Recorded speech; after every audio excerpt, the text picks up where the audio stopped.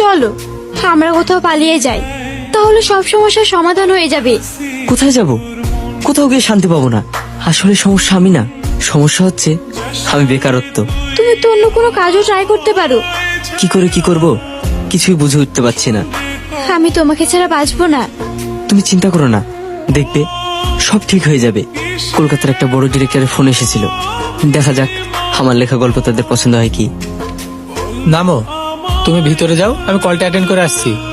হাসি, কতদিন পরে দেখা। তুই ভালো আছিস? হ্যাঁ আমি ভালো আছি, আমার নতুন জীবন নিয়ে। কই আমাদের সেলিমদুল্লাহ ভাই কই? সুরাইয়া খবরদার তুই ওর নাম মুখে আনবি না। ওই দেখ ওটা আমার বর, ওর নাম সোহেল। আমরা দুজনে সুখেই আছি। তাহলে তোর সাথে সেলিমের বিয়ে হয়নি?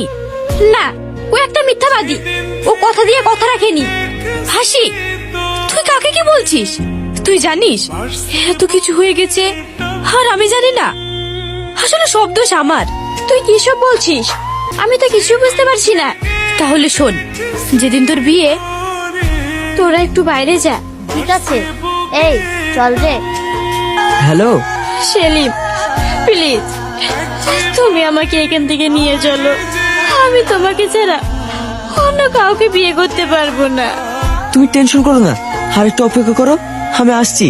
আর শোনো, আমার লেখা গল্প ওদের পছন্দ হয়েছে, আমাকে 1 কোটি টাকা অফার করেছে। আমি এক্ষুনি আসছি। তুমি এসো প্লিজ। এই কি করছো তুমি? ছেড়ে দাও আমাকে, আমি বাঁচতে চাই না, আমি মরে যেতে চাই। এই পাগল হয়ে গেছো তুমি? কি হয়েছে আমাকে বলো।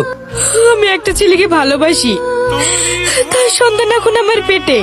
সে আমাকে বিয়ে করবে না বলে বিদেশে চলে যাচ্ছে। এখন আমার মরা ছাড়া কোনো উপায় নেই। তোমাকে মরতে হবে না, চলো আমার সঙ্গে। 1 ঘন্টার মধ্যে ওর সঙ্গে তোমার বিয়ে হবে, চলো।